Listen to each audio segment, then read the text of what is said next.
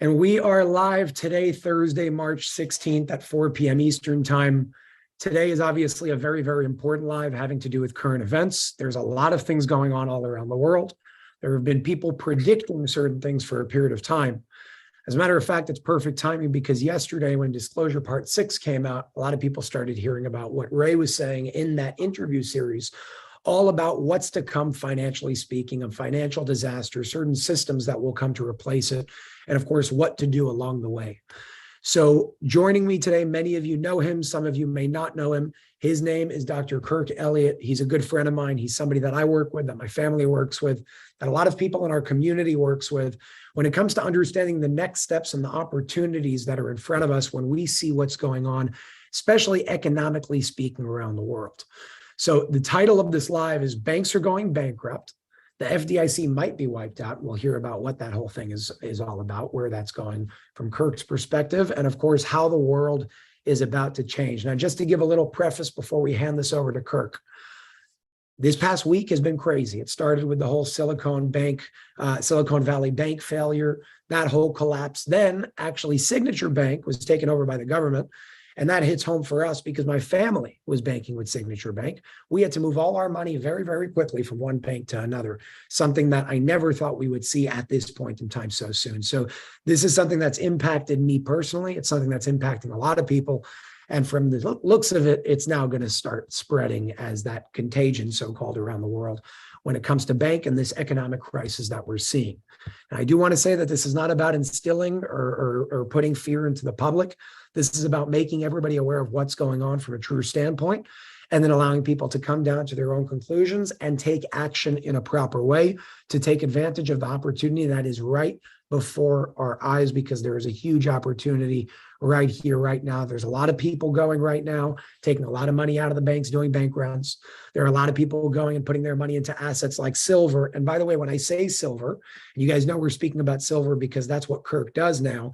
I'm speaking about silver, real silver, silver that you can touch and hold, not a piece of paper that they can lie to you about of what's going on. We're speaking about physical silver that you hold in a depository, that you hold in your home, that nobody can take from you. So it's a real thing. It's not something that somebody's putting on paper. Kirk is an expert when it comes to the economy. His, direction right now is, if you have the means to invest in silver, because there is something huge coming in terms of the potential of growth over there because of what's going on around the world. I know a lot of you are going to try to call him. A lot of you have already tried to call him and book a free consultation with him. All I'm going to say is throughout the show and after this show, just be patient. They are getting a lot of calls. So be patient. If it doesn't happen in a day or two, they will get back to you. There is a link to reach out to them in the description below and the live chat above. Now that I did all that housekeeping so everybody knows the background, the context, and what's going on, Kirk, please take it away, enlighten us, and tell us what we need to know. Boy, Jason, so much going on. I mean, and you said a good word, contagion, because it is like a virus spreading. It's like it happened at one bank, and then the very later that day, it happened to another bank. And then over the weekend, it happened to another bank, right? And now it's spreading across in the Atlantic to Europe, and it's affecting banks in Europe, right? So, but what is it that's affecting everything, right? So first we have to take a few steps back to look at what a bank actually does, right? So, and this is going to explain a lot. And I'm glad that you said we're not trying to instill fear in people, but explaining the reality of how things work will actually give you peace of mind in knowing that you can do something to protect yourself from everything that's happening, right? Because there's a time and place for everything. Your family very heavily involved in real estate, right? So timing is everything, location is everything, right? Same thing with any investment. I don't care if it's stocks, bonds, mutual funds, real estate, gold, silver.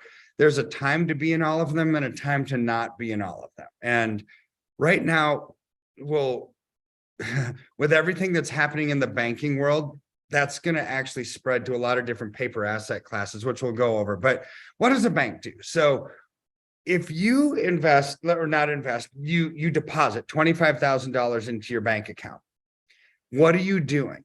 You're actually giving them basically a promissory note, right? That says, hey, bank, here's $25,000. You can use whatever you want to do on it. It's a security is what it really is. And then you get a bank statement back, checking account statement, savings account statement that says, hey, Jason, you should have $25,000 in your account. This is what it's reflected of the transaction. And what they're hoping and praying is that not everybody comes in and gets all of that back at the same time, because false kind of interpretation of what banks are and a view in our minds, right? So we view these big marble building with these big marble pillars and this marble staircase that goes into this old ornate looking building. And then there's a big steel round vault door, and you open it up and stacks of $100 bills that are wrapped tightly come flying out of it, right? I mean, that's what it should be like, only they have zero. Yeah, that's what people view a bank, right? But the reality is, you open up that vault door, there's nothing there, right? There's nothing there. You go back to the summer of 2020 during the height of COVID, Federal Reserve Regulation D changed the reserve requirement that banks have to zero. They changed it right over here, and I want this to be very, very clear to everybody. When Kirk is saying zero, he's not just saying something to say it. The fractional reserves have been set to zero. It used to be 10%. That means if you have $1 million in the bank, they need to hold $100,000 in the bank for your $1 million instead of loaning it out and lending it out. Yeah. Fractional reserves set to zero means that if too many people go and say, we want our money, the banks collapse, they don't have that money on hand. So really they're selling you a dream, not a reality. There's nothing backing that digital number on your screen. And that's the scary part over here. Well, and the second scary part to that is, I mean, A, there's nothing there, technically. B is when I've got clients that call me and say, Kirk, I'm scared, I don't know what to do, because literally, not even an exaggeration, 99% of everybody that calls me is gripped and paralyzed with fear. When they first start out the call, by the time they're done with the call, they actually have a smile on their face and there's hope in the message, right? But fear does one of two things: causes you to do nothing, stick your head in the sand, hide from the storm, and hope that when you come up, there's still something around you, right?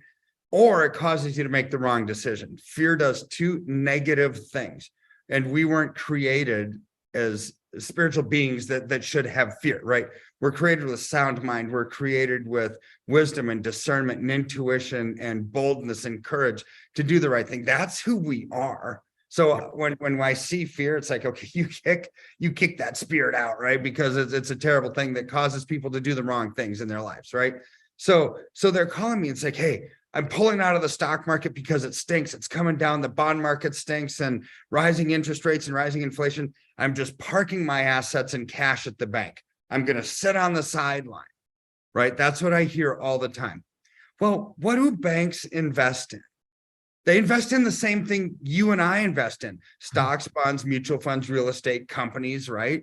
And so when you think that you're getting out of that and putting it and parking it in cash, all those hundreds falling out of the vault door, it's like, no, they've invested all of it in the same thing that you're getting out. You actually didn't diversify in any sense or any stretch. But it's worse, because banks actually leverage their debt. I mean, they have debt on top of debt. That's a derivative. If you look at JP Morgan Chase has $55 trillion worth of derivatives debt. What? Yeah, Goldman Sachs has $46 trillion worth of derivatives debt.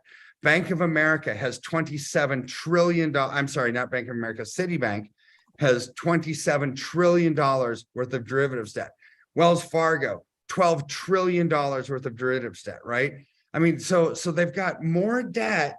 The top three have more debt than the entire United States since 1776 until now, right? It's like, man, that's a lot of debt. And that's just one company, right? So what we saw last week with Silicon Valley Bank going under, Silicon Valley Bank had $173 billion in checking deposits, right? Okay, it's a big bank, $173 billion, but the contagion that we were talking about that spread over to Europe, Credit Suisse has 1.3 trillion in just deposits, which means they have a ton of derivatives debt. They have debt on top of debt. That's a multiplier, right? So, and they lost 20 something percent yesterday because Saudi Arabia, who is the largest shareholder of Credit Suisse, said, this banking crisis that's happening, you were bad to begin with when we became the largest shareholder of your bank. We're not going to put in any more capital.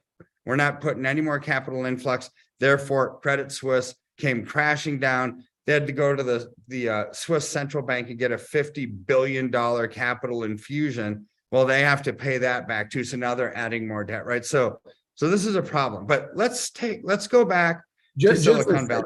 Just to show that before you keep going, to back up what you were saying, 9 banks are exposed to 200 trillion. I've never heard of that. I got to read about this. $200 trillion worth of derivative debt. Whoa. Yeah, wow. So when Silicon Valley Bank went under, they have $173 billion in checking deposits. Imagine if it were Chase that this happened to. At 55 trillion, there's not enough money. There's nothing that could ever bail them out. It's just gone, right? So, but I want to explain the mechanics of what happened to Silicon Valley Bank. So prior to last Friday, nobody had really heard of them, right? It's like they're a big bank, but nobody had really heard of them. Why? Because they're more in the background. So last year, they funded 44% of all venture capital of new tech startups. 44% all came from them. So they're involved heavily in the infrastructure and the development of the tech industry. So you've got all these companies like Hulu and different places that were depositors there. And you know, during Biden's economy, it's been stinky. It's been really bad the last few years, right? So rising taxes, rising inflation, people aren't spending money, wages are coming down. And so they needed to go to Silicon Valley Bank for a line of credit. And what did Silicon Valley Bank say? They said, okay, well, we might give you a line of credit, but you have to consolidate all of your other accounts. Whatever accounts you have at other banks, move them over to us. Any credit cards you have at other banks, move it over to us. We want to be your exclusive bank, and then we'll give you a line of credit. So this is how it kind of started. Well, then there were some financial warnings that came out that said, ooh, we're kind of capital strained, capital compressed because of the economy. All of our startups aren't doing so hot. We've got those companies pulling money out of the bank, right? And so that started to hit social media because these are all tech companies are saying, hey, well, I don't know if this bank is actually really good. We're liquidity issues here. So then it started a bank run. Companies tried to get their money out, right? And then too many companies tried to get their money out and they ran out of money because banks have a 0% reserve requirement, right? But now here's the problem. On Friday, they basically went into FDIC receivership. They closed their doors. And if you were to go online, there was warnings. It's like, sorry, you can't access your account today. They did that on their mobile apps, on screenshots of it on their web app. People couldn't get in. And so these companies that couldn't get in, they have to make payroll, right? So now they can't access their checking accounts to make payroll. Hulu, for example, one story, $487 million worth of cash they had in their checking account. How much does FDIC cover? 250,000. So what's 487 million minus 250,000? Well, it's basically 487 million. They pretty much have all of that unguaranteed, right? Because the only guarantee is 250,000, or is it, right? So we're going to explain how FDIC is underinsured, but you've got all these companies that couldn't make payroll. So when you take one step further, and how this is really bad and why this started the contagion. So $173 billion in deposits. How much of that was over 250,000? Because these are big companies there. 152 billion was uninsured, which left $21 billion that FDIC had to cover. Okay, so FDIC, people think, okay, all my assets are covered under up to 250. This is great. Banks are safe. Well, FDIC has $125 billion worth of assets that cover $9 trillion worth of checking and savings accounts in America. It's another one of those zero backing. Yeah, it's 1.38%. So FDIC, stop looking at it as they cover 250,000. They cover 1.38% of all deposits in America. So Silicon Valley Bank, 21 billion was the FDIC insured amount. They just took 20% of all of FDIC assets in one bank failure. Whoa. In one, right? So then same day, the bank that, well, not same day, Silvergate Bank, which is heavy into the crypto lending space. They went into FDIC receivership. It's like, oh my word, there's bank failures everywhere. That was on Friday. Then you go through the weekend, there's all the news stories. It's like, oh, this week's going to be ugly. I did a couple news stories that weekend, emergency ones. It's like, I think it's going to be a bloodbath, right? I think there's going to be a run on the banks. Sure enough, Monday comes along. Signature Bank, the one that your family used, another massive failure because they had lost 37% on Friday, and then huge, massive amount. Well, that was another 10 billion. So now you're up to 25% of all of FDIC's insurance coverage in two banks, right? So I have a question. If FDIC is now wiped out, what comes next? What happens? That's it? Well, not really. That's so. If they get wiped out, here's the thing. I think this is what they want. So, and this is a weird statement to say, but what's coming next? And we've talked about this before on central bank digital currency, right? Central bank digital currency is what? It's digital version of fiat-based banks, right? It's a government basically run bank. So you have to ask yourself, do people trust the government overall? Well, no, I can't say that they really Especially do. not now. Yeah. Do people trust banks? No, I can't say that they really do that either. They think they're corporate greed monsters, right? And so why would you trust a bank that's run by the government? You got two strikes against you. So this is the battle that the Federal Reserve and central banks around the globe are facing when they want to bring in central bank digital currency. Because the one thing about central bank digital currency that's so awful is it's spyware on your bank account. It's complete transparency of all transactions. It's programmable money, and it's tied to your digital social profile, meaning they know everything that you buy, you spend, your habits, everything. So they know what church you donate to. They know what nonprofits you donate to. They know what political party you're part of. They know what kind of medicine you spend your money on. They know what groceries, they know everything about you.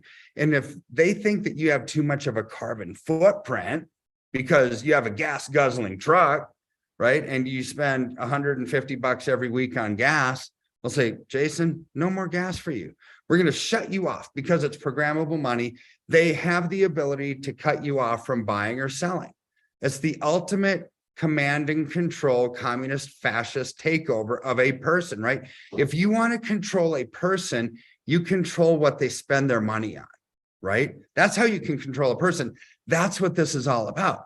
So why would anybody give up their privacy and their freedom in exchange for that? Well, what if things get so bad that they say, okay, fine, just fix it, right? We can't spend our money's going away in the banks. We can't afford food. We can't afford to pay our rent or our mortgage. We can't afford anything, right? So it's like, just fix it. So then they come in with their solution. The people who are providing the solution are the same ones who actually broke the system. You shouldn't actually trust that, right? So this is what's coming. So I think what's happening here is they don't lose either way, really, because the same people that are bringing in central bank digital currency, the same one that have the banks now, the same thing, same people. Yeah. They're just changing it to a digital system where everything is trackable, where there is no privacy, right? So this is where we're going. So I think that all of these things happening, the contagion that spreads is rocking people's confidence in the banking system. So they will be looking for a change, right? But what happened right before that? If you want to change a global currency in the way that banking is done, you have to kick the big kid out of the sandbox, which is still the US dollar. Yeah. So how are they doing that? 3 weeks ago at the World Economic Forum, or a month ago, I think it was now. Yeah, about a month ago. Klaus Schwab is talking, saying, you know what? This is going to be your polycrisis. So I've never heard the word polycrisis before, but I know how to put compound words together. You know, poly means many and crisis means crisis. So it's going to be and they're bragging about it. And so this is how they're going to. They don't even hide it. They don't even lie about it. They tell you exactly what they're doing. Well, they are. It's like a Christian missionary evangelizing the gospel, right? They're bragging about their faith, right? So these people, this is their religion. the globalists, and they're bragging about it. You know, a few years ago, they spoke in hushed tones and in the shadows and cloak and dagger, and they use code words and, you know, so these global government people, right? Well, now there's no hiding in the shadows. They're bragging about it. This is their faith and they're proud of it, right? So what happened at the World Economic Forum? Saudi Arabia is basically going to be joining the BRICS nations, right? And so they said, hey, everybody, we're getting rid of the petrodollar, which the petrodollar is the US dollar used for all international settlements in oil. So if any oil is purchased anywhere, it's used in US dollars since the 1970s. Well, they said, we're going to use the currency of our trading partners. So we're going to use, if we're selling oil to China, we'll take the yuan. If we're selling oil to Europe, we'll take the euro. If we're selling oil to Mexico, we'll take the peso, right? So no more petrodollars. So there you're dismantling automatic built-in demand for the US dollar, which is the only reason we've been able to print money like there's no tomorrow, because people still needed it. Well, now we're no different than Venezuela, Greece, Argentina, any of these countries, right? Go into an inflationary spiral. Yeah. So they dismantled the petrodollar. Now they're dismantling people's faith in the banking system. Oh, so now there's not much hope, right? And they can usher in what they want, but don't fall for that trick. Don't fall for no hope, because there actually is. So by the way, what you're talking about in short is called PRS. It's problem, reaction, solution. They want to bring us to a specific destination. So they create a problem. So we react in a certain way that will want something that we would have never done, you know, a year ago or 2 years ago. That's completely irrational, but it sounds rational because of the problem that was created. And then it brings us to the solution of where they want us to go, which is pretty much what you're explaining right now. Yeah, because the banking crisis isn't over. Yeah. Right. Today, we're seeing the regional banks tank again, down another 30% or so as we record this show. And you've got banks that have lost 65% in one day, 40% in one day, 30% in one day. I mean, it's awful. It's a bloodbath. Yeah. And so people don't know what to do, and they're hearing all this bad news. And every piece of bad news that you start to hear starts to change a person and how they think and how they view their investments and everything. And this is exactly what they want. So to usher in something new, but here's the thing. We will get central bank digital currency, Jason. We will. There in a world where there's no guarantees, this is my guarantee, because they have way too much of a runway. 90% of all the central banks are moving towards it.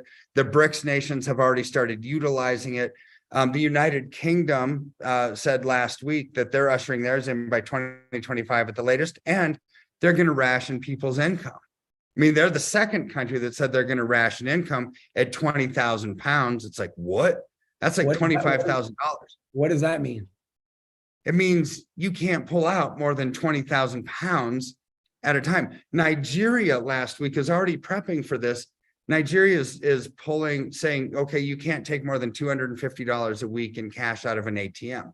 They're preparing people to ration income, but they're also pulling paper out of the system in exchange for what's coming with a digital currency, because you can't have digital trackable currency in parallel with paper fiat money that's private, because that's what they're trying to get rid of. So they're pulling paper out of the system. To prove that point, look at the M2 money supply.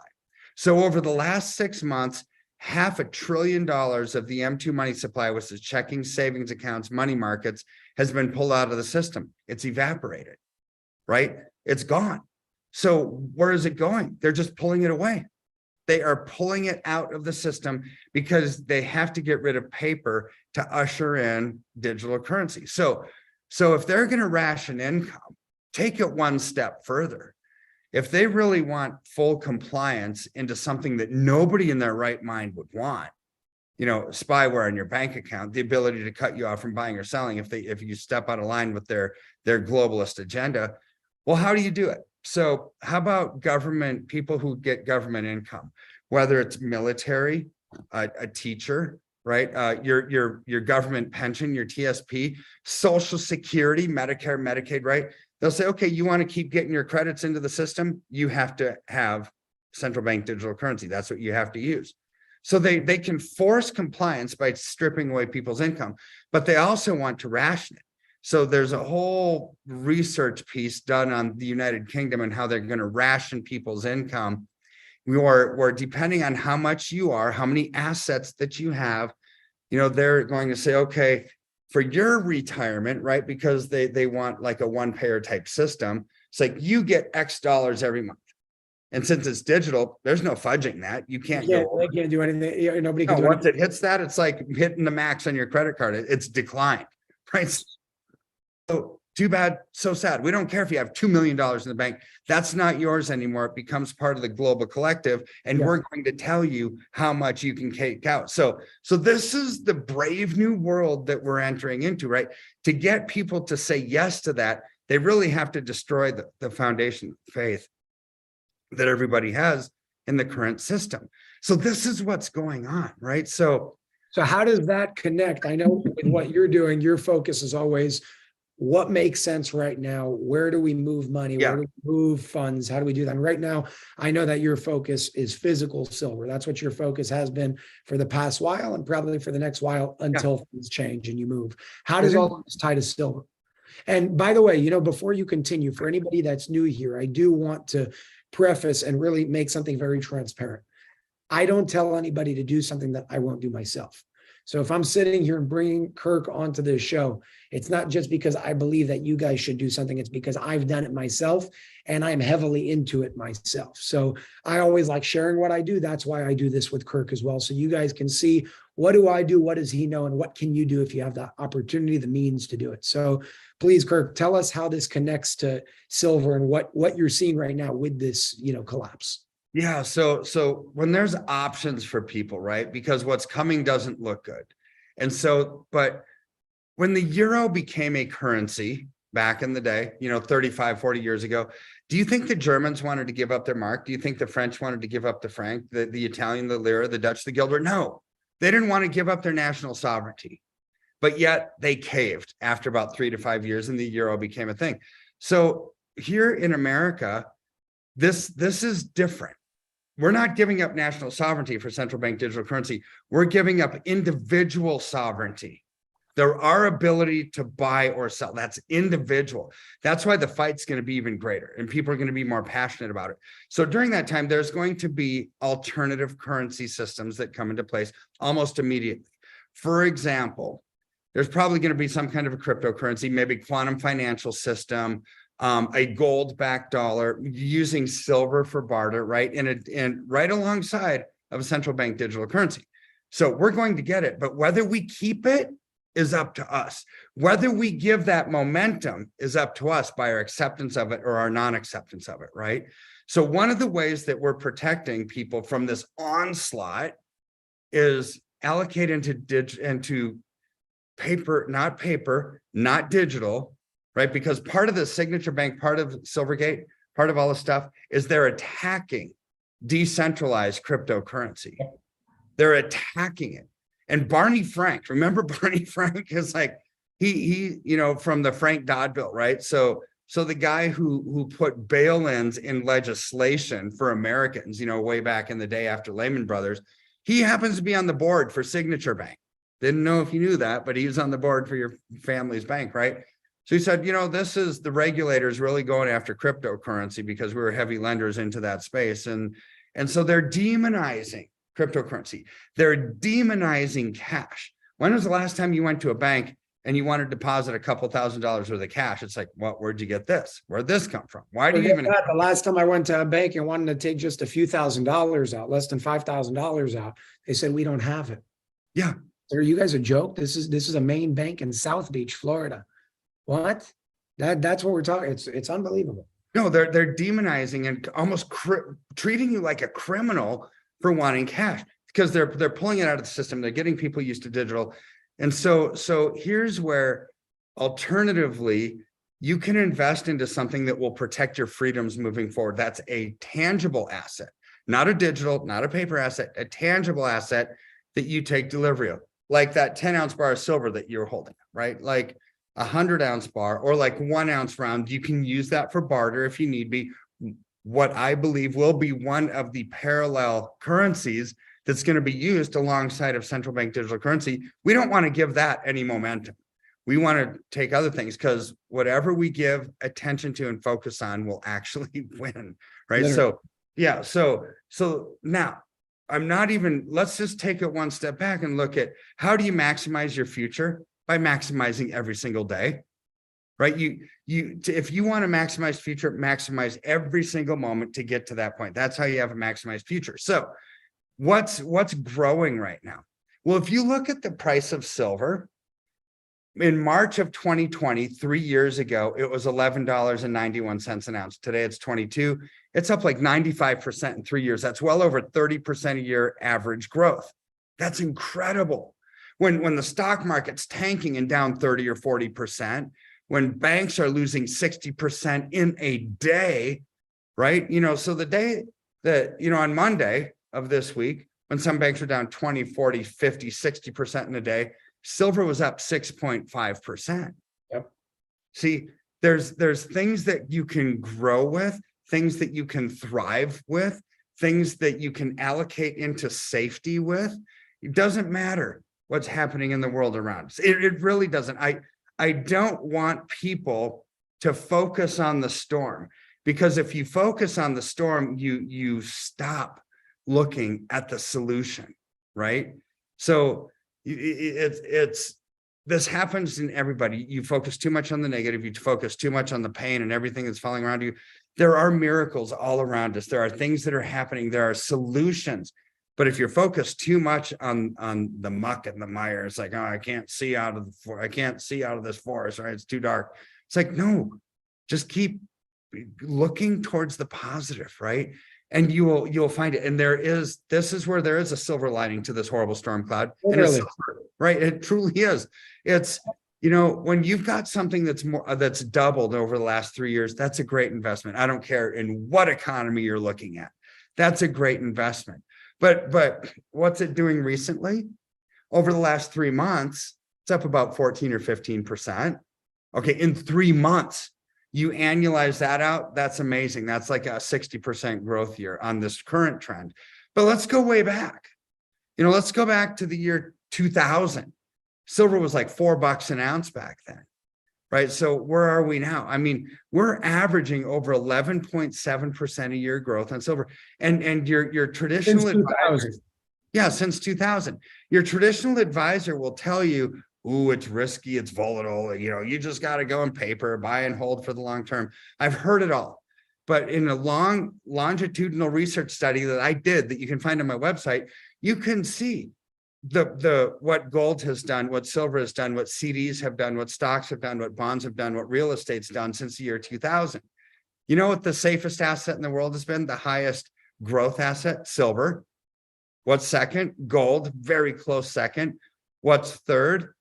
The stock market, by a few percentage points less.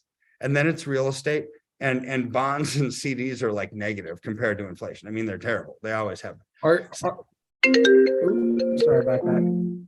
Are you able to clarify, because I know some people are asking, I know we already said it, but we're going to say it again, physical silver or silver that you go and just buy on paper? How does this whole thing work? While you say it, I'm gonna make it obvious. Yeah.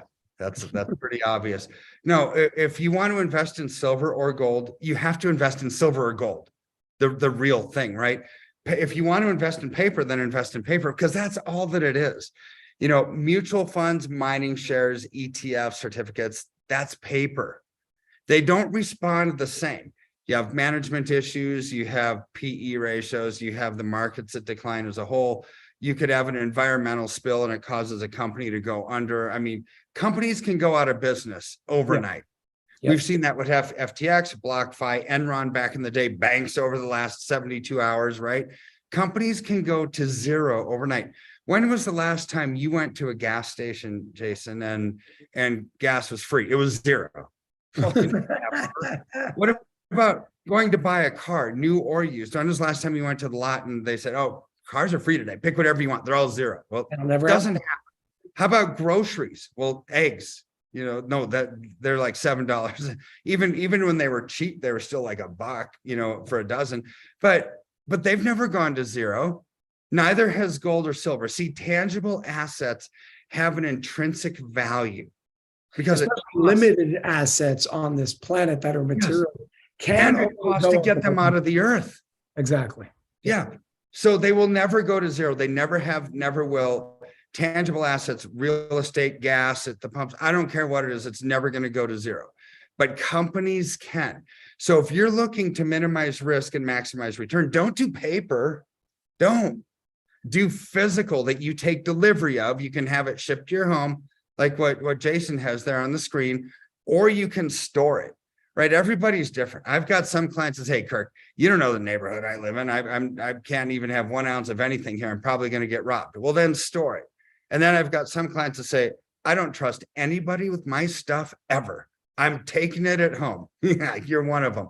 So it's like take it at home then. There's not a wrong answer.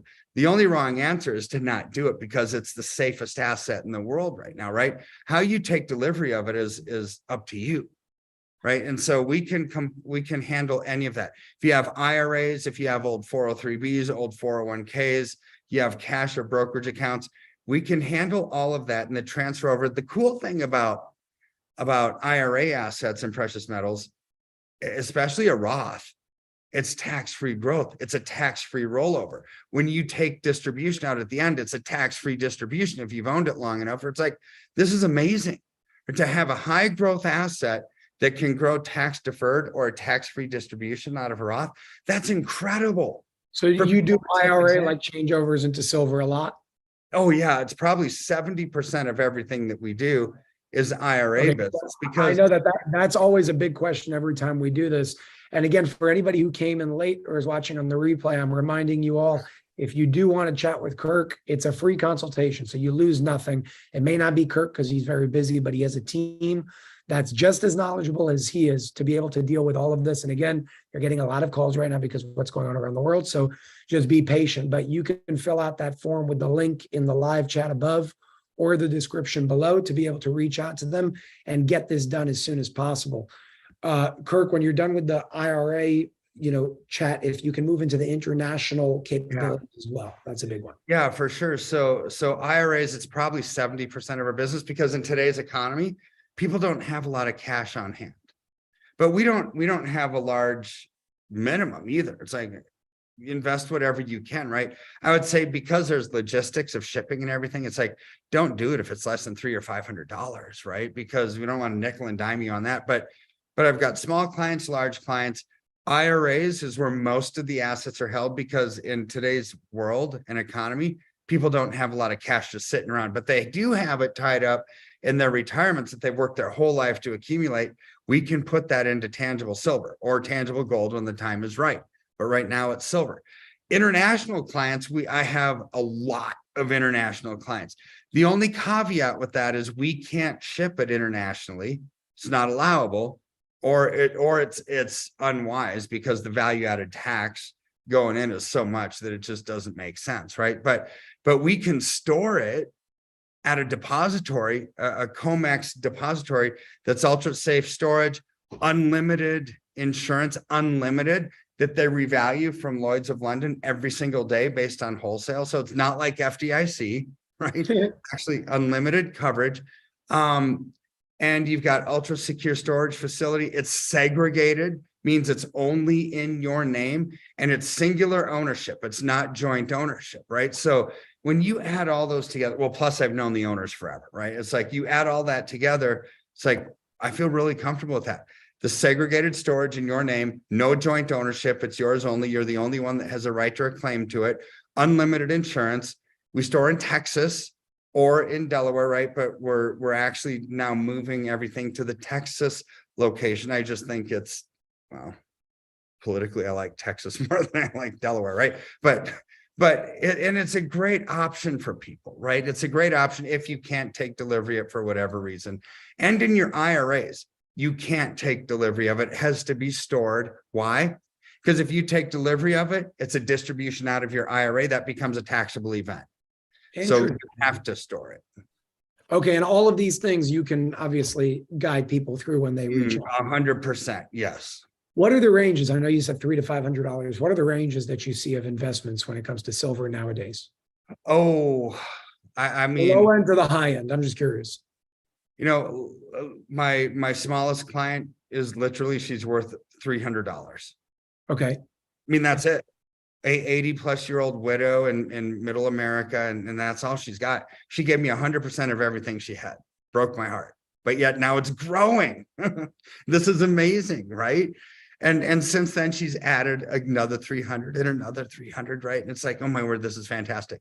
And then wealthiest, I mean, tens of millions of dollars, right? I mean, billionaires, right? So, and everybody in between.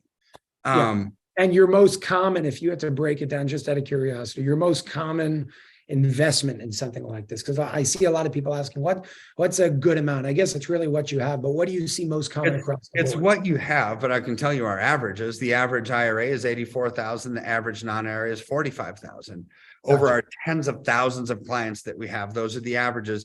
But the range is anywhere from a few $100s to tens of millions, right? So, but those are the averages. Over time, after 18,000 plus clients, you have a pretty good average, and that would be what it is. But here's where you have to be wise, right? So the other day, somebody called and talked to our CEO and saying, hey, I watched Kirk's messages on the banks. I'm going to give you everything I've got. The last 12,000, we're going to send it over to you. Would not let her. It's like, no, you never give us all that. You've got money that you need to live on, right? You need that money. You need to keep some in the bank for operating expenses, for your monthly expenses, for your emergency fund, right? Don't ever give anybody everything, right? So it's like, no, we're not actually going to do that for you because it's unwise, right? But so with wisdom, have a few months of expenses on hand in cash. I wouldn't have much more than that, because too little cash affects your peace of mind. So I don't have enough to cover an expense. Too much cash, when cash gets you 2% and unofficially inflation's around 24%, your stupid CD or money in the bank, you're actually losing 18 to 20% a year. That's not a good return. That's not a good guarantee. So what we do is we strategically map out, after we listen to a client's concerns, their fears, their dreams, their aspirations, income needs, growth needs, what they want, right? And we map that all together and strategically put together a plan for a successful future that you can thrive with, right? Because we weren't actually created to survive. We were created to thrive. I agree. We should live with an abundance mindset. I'm not talking about a greed mindset. There's a difference between a greed mindset and an abundance mindset, right? So an abundance mindset means you have enough where you're comfortable and you can give money away. You're abundant. You are a giver, right? You live a generous life. Let me break that part down real simple.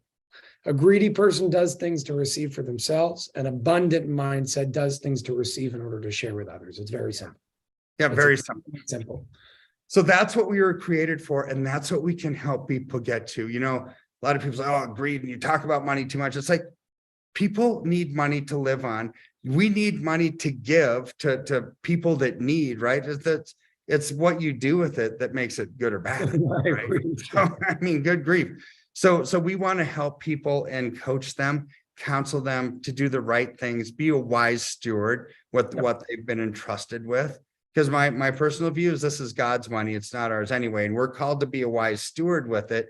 And this is when we go through life making wise decisions, live generously. It's a universal law of success.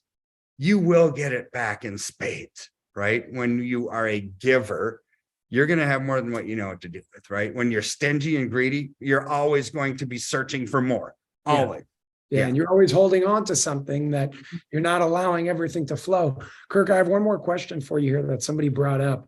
What's the difference between going and buying physical silver and putting your money into a precious metal IRA? There is no difference, because what we're doing with the precious metals IRA is funding it with that 100-ounce bar that you have, or a 10-ounce bar, or a 1,000-ounce bar. So a precious metals IRA is funded with physical metals. It's not a certificate. It's not paper. It's not a mutual fund. It's not an ETF. It's not a mining share. Physical metals, right, is what we would fund it with. Now, here's the cool thing. When you fund an IRA with physical metals, ultimately you hit an age 73 where you have to take required minimum distributions out of it, right? So normally if you have a stock, bond, mutual fund, or anything, you sell the asset, liquidate it, and then they wire you the funds. You could do the same thing with silver or gold in an IRA, or you can take physical possession of it, and that classifies as your distribution. You would never want to do that with a stock certificate. Why would you want to take delivery of that dumb thing, right? But with this, you can take physical delivery out of your IRA upon distribution. And so many of my clients right now that are of that age where they're forced to distribute out, they don't want to sell silver because it's growing. Why would you want to sell something that's in a growth phase? You don't. You don't. Right? So therefore, they don't have to. You don't actually sell it. You just change how you own it from IRA to non-IRA asset. Beautiful. Last question, I promise. Let's talk about potentials. Right now, silver is about $21 to $22 per ounce. Where do you see this going? What timelines do you see? I know we can't hold you to it because, the world is the world. But with your expertise and your experience, what are your projections so people can understand what they can, at least loosely expect?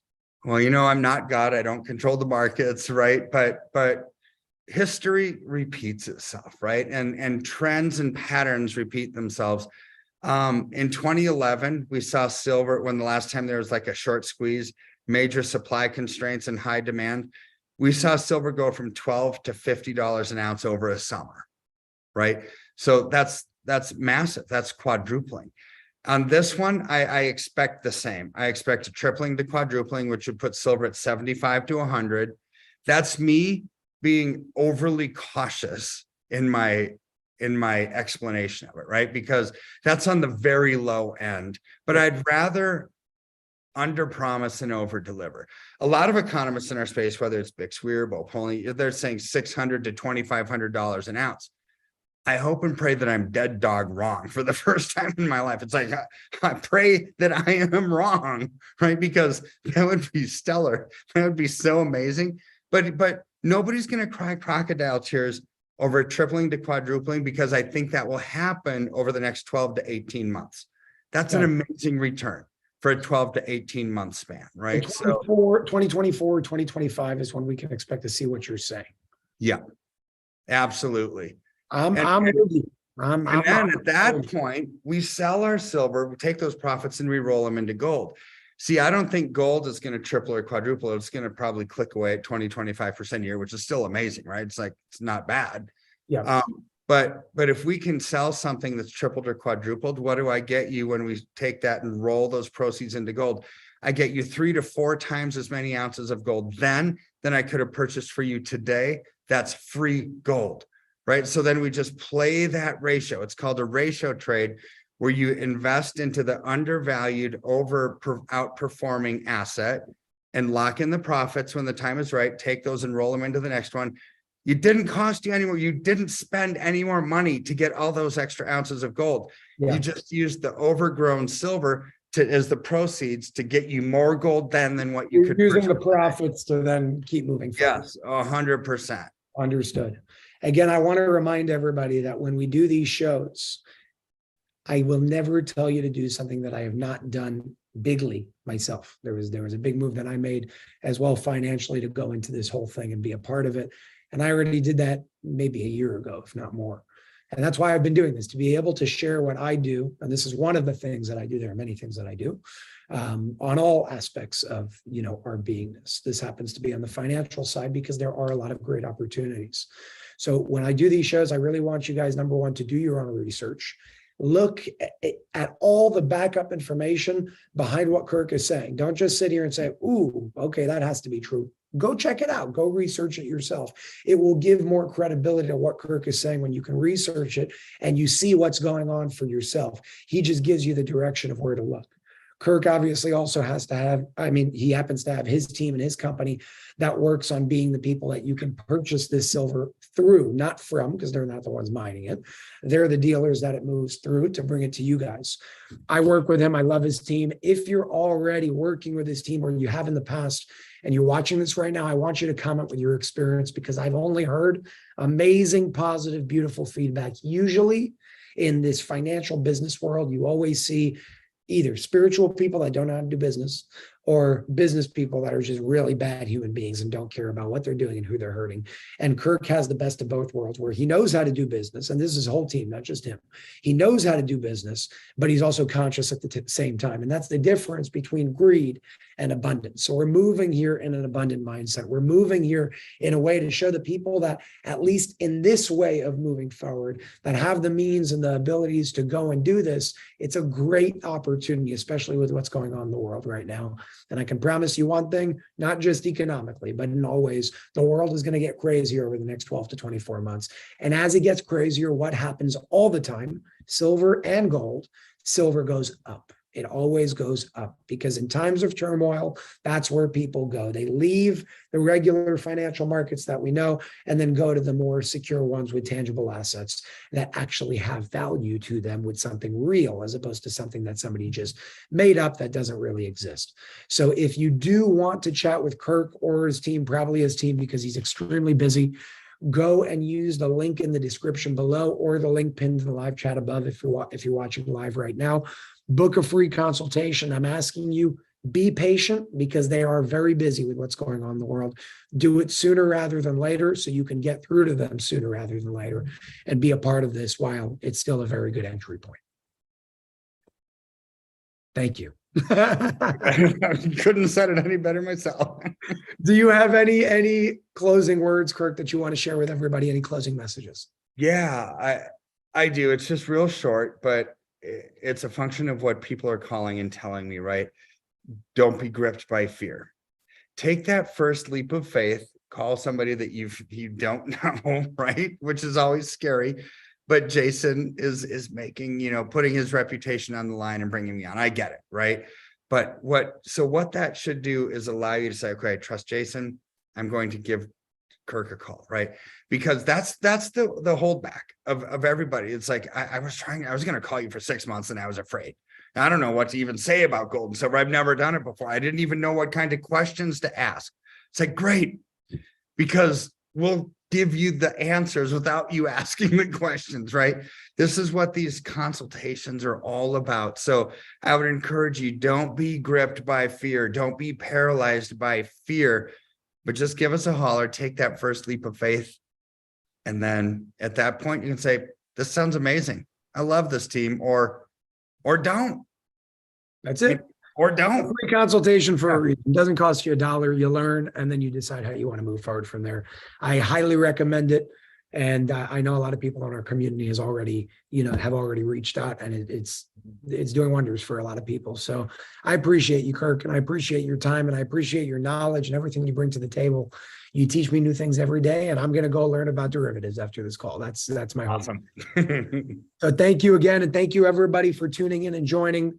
If you've watched this or only a piece of it, make sure to share it with everybody that you know. This is important information that the entire world needs to know. Use the link below to book that free consultation, and share the link below to book that free consultation as well. Support yourself, take the opportunity that's right before your eyes, and let's walk into abundance once and for all.